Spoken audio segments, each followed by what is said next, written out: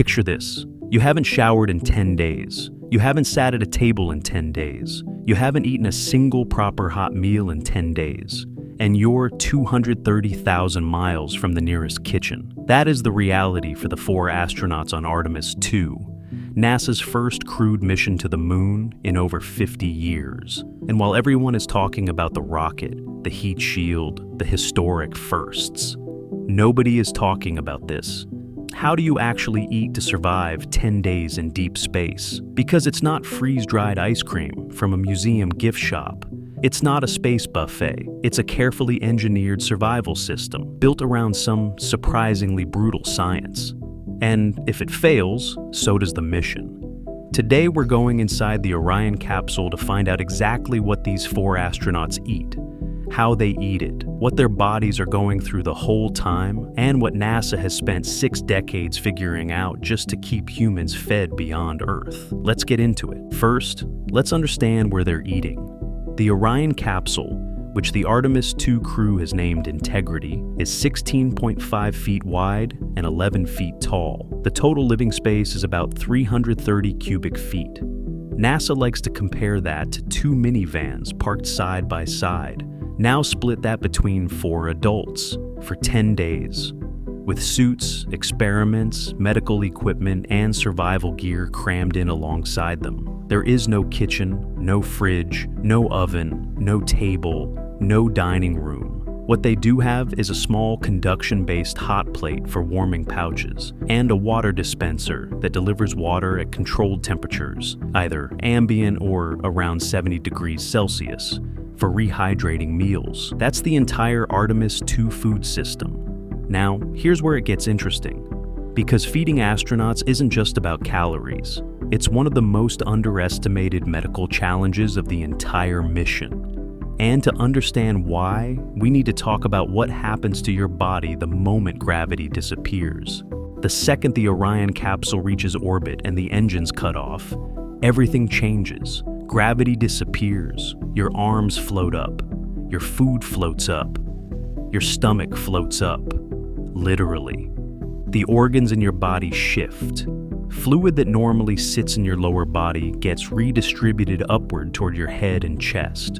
This causes something astronauts call moon face, a puffy, pressure-filled sensation in the head, like being permanently upside down. Your sinuses get congested. Your sense of taste and smell dulls, just like when you have a cold. So, the food that tasted great in NASA's testing kitchen, it might taste like cardboard once you're actually in orbit. And it gets worse. Many astronauts experience space motion sickness in the first 24 to 72 hours. Your inner ear is completely confused because there's no down anymore. This is a real problem. Because the Artemis II crew needs to eat. They need to maintain their strength, their cognitive function, their immune systems.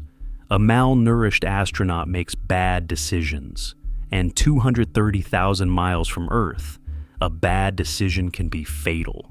NASA has spent decades studying exactly how to solve this, and the answer is surprisingly specific. So, what do you actually eat on Artemis II? Everything comes in pouches, sealed, flexible, foil-lined pouches, about the size of a large freezer bag.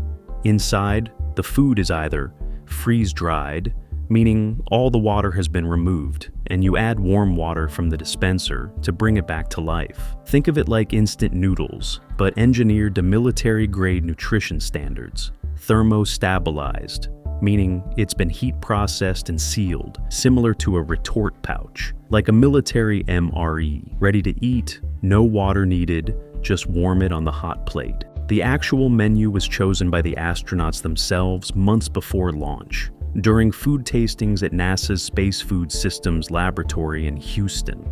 They sat down, tried dozens of options, rated them, and built their personal menus. Because on a 10-day mission, morale matters. If you hate what you're eating, you stop eating.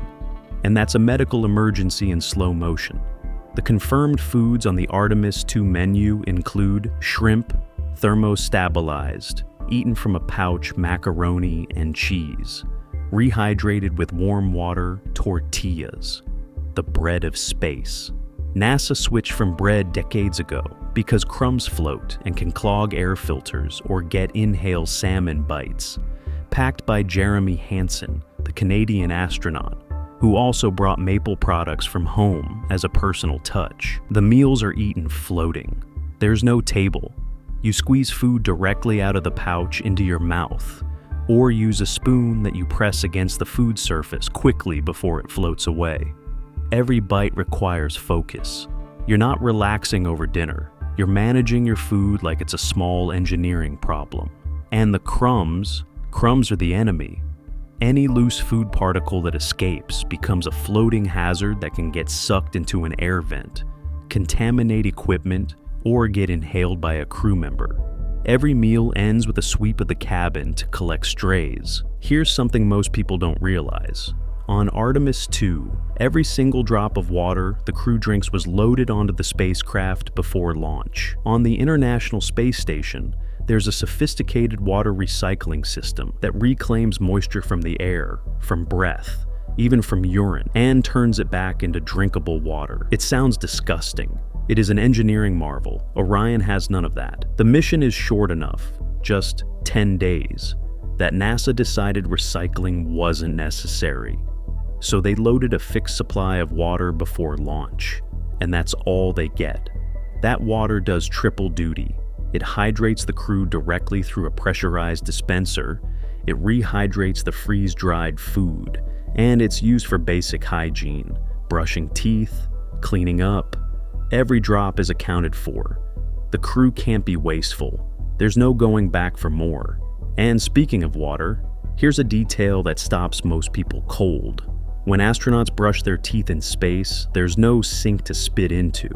So you either swallow the toothpaste, NASA uses edible toothpaste for exactly this reason, or you spit it into a wipe and seal it in a bag.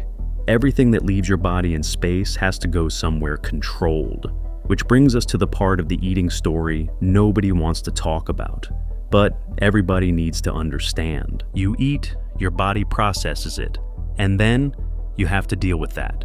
In a tin can with 3 other people for 10 days. The toilet on Orion is located under the floor near the main hatch. It takes up about 5 cubic feet, roughly the size of a small coat closet. There is a curtain for privacy. That's it. Urine is collected and vented into space.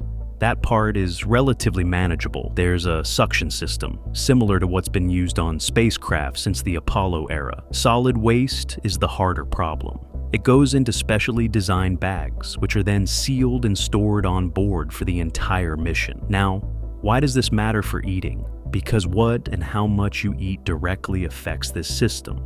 NASA carefully manages the crew's diet to reduce gastrointestinal distress. The last thing you want in a sealed capsule with 3 crewmates and limited airflow is a digestive emergency. The menu is not just about taste and nutrition, it's about predictability. Foods that cause gas, bloating, or irregularity are actively managed. The entire food system, from portion size to fiber content to hydration levels, is calibrated to keep the crew's digestive systems running smoothly and predictably. Eating in space is a system. Every single part connects to every other part. On Artemis II, meals aren't just food, they're scheduled mission events. NASA builds eating into the daily timeline, alongside systems checks, exercise, and sleep. There are 3 meals a day, each planned in advance, each tied to the crew's energy requirements for what they're doing that day. And if you want to know what else they'll experience on this mission that nobody's talking about, make sure you're subscribed, because we're going deeper into every part of this mission that the headlines are missing. I'll see you in the next one.